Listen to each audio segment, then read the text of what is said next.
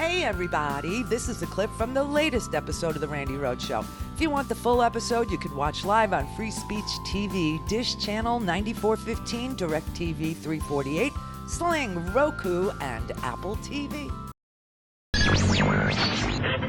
Mary had a little man. The fault. We believe that all men are created equal. To the magnificent mosaic that is America. From radio beacon to radio beacon. I have a dream today. Change has come to America. Believe it. Knock, knock. Isolated from its closest allies on virtually all of the country's top international challenges. Trade with China, the nuclear deal with Iran, climate change, Russia, and more. This was a telling scene at the G7 summit in Biarritz, France. A chair, the one supposed to be occupied by the U.S. president, left empty at the summit's meeting on climate change. The White House says that bilateral meetings with Germany and India went long, so they sent a staffer in the president's place. But that claim easily undermined by one photograph. Both leaders who were supposedly in those long-running meetings with the U.S. president, the German Chancellor Angela Merkel, and the Indian Prime Minister Narendra Modi, made it to the climate summit. Oh, my God. All right. Happy Monday, everybody. Happy Monday. Get yourself ready for another week of intense lies. Yay. Woohoo! All right, so it looks like, we had the G7 over the weekend. Hopefully you did not watch any of it. I hope you have a life. It is my job to do it, so you don't have to. So I hope you had a weekend. I had a decent weekend, I should say. Friday night, I saw the Tom Petty cover band. Lori's husband, Ron, he's the lead guitarist. That was really fun. That was amazing. Some of it was just soul moving. So thank you for having me as your guest. That was fun. And then Saturday, the G Summit, apparently the president of the United States had his own G Summit in his head. He had this whole summit in his head where he just made up crap and declared that it happened, even though photographic evidence shows that it didn't. I don't even know. He didn't go to the climate summit portion. His first story was he didn't go to the climate summit portion because he thought it was a niche thing. Climate change. It's a niche thing, not into it, not interested in it. Then when the empty chair was broadcast, he said, I meant to go to the climate portion, but I got late in a meeting with Angela Merkel and Prime Minister Modi from India. Then a photograph of Angela Merkel and Prime Minister Modi from India was published, and then he said he didn't care. He said that he had sent somebody in his stead. And then this morning, he was asked about what he thought America should be doing in the face of climate change. And he pretty much said, windmills don't work, and I don't give a damn about climate change. About climate change. I know in the past you've harbored some skepticism of science and climate change. What do you think the world should be doing about climate change, and do you still harbor that skepticism? I feel that the United States has tremendous wealth. The wealth is under its feet. I've made that wealth come alive. Come on. We will soon be exporting. In fact, we're actually doing it now, exporting. But we are now the #1 energy producer in the world, and soon it will be by far, with a couple of pipelines that have not been able to get approved for many, many years. It'll have a huge impact. I was able to get ANWR in Alaska, could be the largest site in the world for oil and gas. I was able to get ANWR approved. Ronald Reagan wasn't able to do it. Nobody was able to do it. They've been trying to do it since before Ronald Reagan. I got it approved. We're the #1 energy producer in the world. Soon it will be by far the #1. It's tremendous wealth, and LNG is being sought after all over Europe and all over the world, and we have more of it than anybody else. And I'm not going to lose that wealth. I'm not going to lose it on dreams, on windmills, which, frankly, aren't working too well. I'm not going to lose it. So, Josh, in a nutshell, I want the cleanest water on Earth. I want the cleanest air on Earth. And that's what we're doing. And I'm an environmentalist. A lot of people don't understand that. I have done more environmental impact statements probably than anybody that's, I guess I can say definitely, because I've done many, many, many of them, more than anybody that's ever been president or vice president or anything even close to president.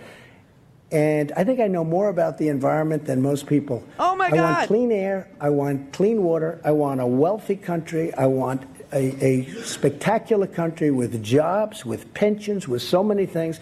And that's what we're getting. So I want to be very careful. At the same time, you weren't called. At the same time, it's very important to me, we have to maintain this incredible place that we've all built. And then Josh Dawsey asked him, why didn't you answer my question? Which is, what should the world be doing to mitigate climate change? He has no answer because he doesn't know, but he's very sure that he knows more about the climate, okay, which he would probably call weather, than anybody. Meanwhile, for the second time, he asked his national security advisors, he had asked Homeland Security previously, if we could deploy nuclear weapons to break up hurricanes. I'm not kidding. He knows more about climate than anybody. Newark is drinking bottled water. Flint is still drinking bottled water. We've told you about all of the threats of lead that are in drinking water in major cities in Ohio, in Michigan, in New Jersey, all over this country, because Idiot Boy hasn't done anything on infrastructure, and the corrosive water is leaching the lead from the ancient pipes, okay? He could have said something about that, but you know what? The only takeaway from all this over the weekend is that we need to take him away, like to the funny farm. This was crazy. He had his own G7 summit in his head, in his freaking head, and he wants to bomb hurricanes. I'm not kidding. It is your reporting that the president suggested nuking them, dropping a nuclear bomb inside a hurricane that would blow it apart before it could hit land. And here's the reporting from Axios. The briefer who heard this was knocked back on his heels, the source in the room added. You could hear a gnat fart in that meeting, something I've never said before on morning television. You could hear a gnat fart. Say that. Yeah, People were astonished. After the meeting ended, we thought, what the F? What do we do with this? Can you expound on any of this, Margaret? I'm going to try. Yes, this is something that happened in the earlier part of the president's presidency, but that we are finding out about now. And because it's hurricane season and because it's just so fascinating, we thought it was important to report it. We have this reporting from multiple sources. We gave the White House an entire day yesterday to comment, put this into context. But look, what's important to understand is that the president heard about this idea and asked whether it was possible.